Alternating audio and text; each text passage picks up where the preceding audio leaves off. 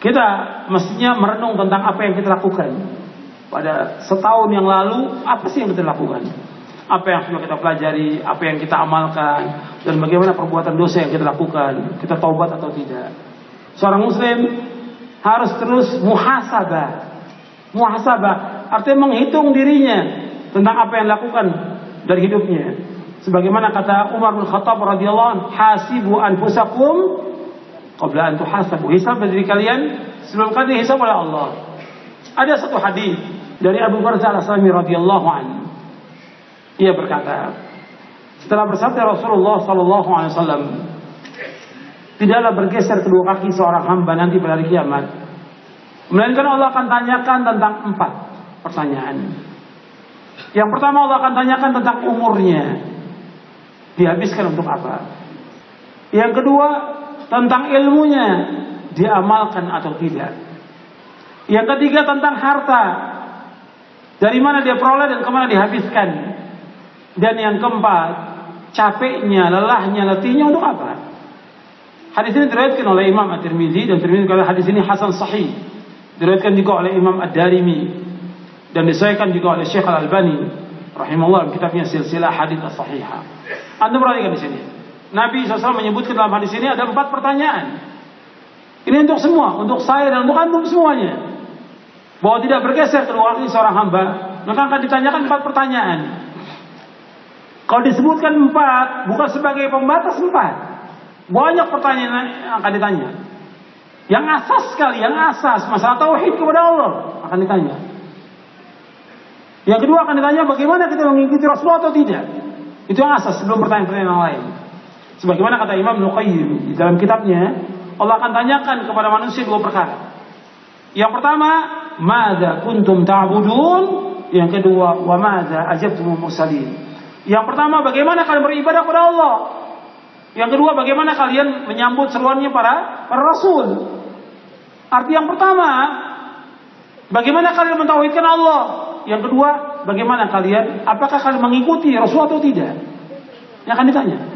Nah, kemudian ditambah lagi dengan pertanyaan yang lain. Di antaranya 4 pertanyaan ini sebagai renungan.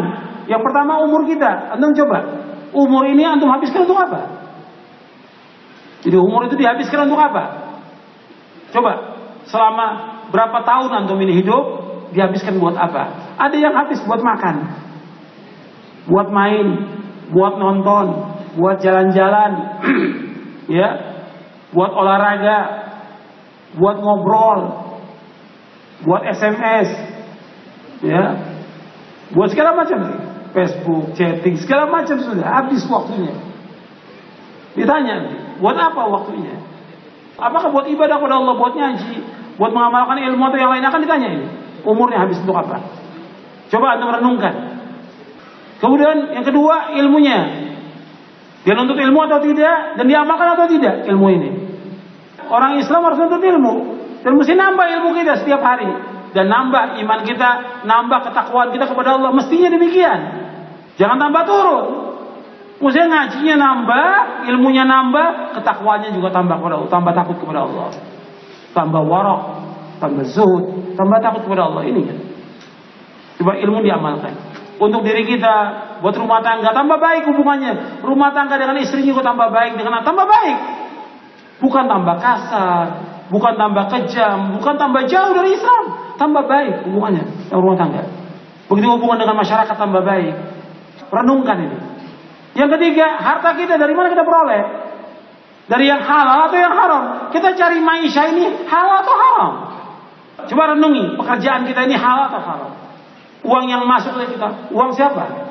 Uang orang, uang kantor, barang itu yang ada pada kita, barang kantor, barang yayasan, barang masjid, atau punya orang lain, atau utang yang antum belum bayar, antum pakai barangnya.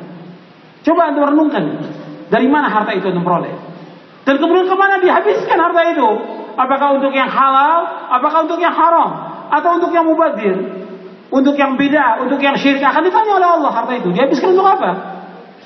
Apa dihabiskan untuk mubadzir? Seperti banyak kaum muslimin habiskan uangnya untuk merokok, untuk bid'ah. Ini haram, rokok haram.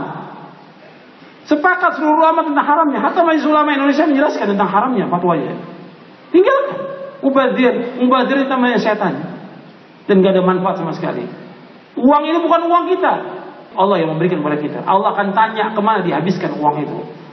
Apakah untuk yang sia-sia, untuk yang foya-foya, untuk yang haram, atau untuk yang bid'ah, akan ditanya oleh Allah. Kemudian yang terakhir, yang keempat, yang akan ditanyakan oleh Allah pada hari kiamat, tentang capeknya kita, lelahnya kita, letihnya kita untuk apa? Kita capek untuk apa?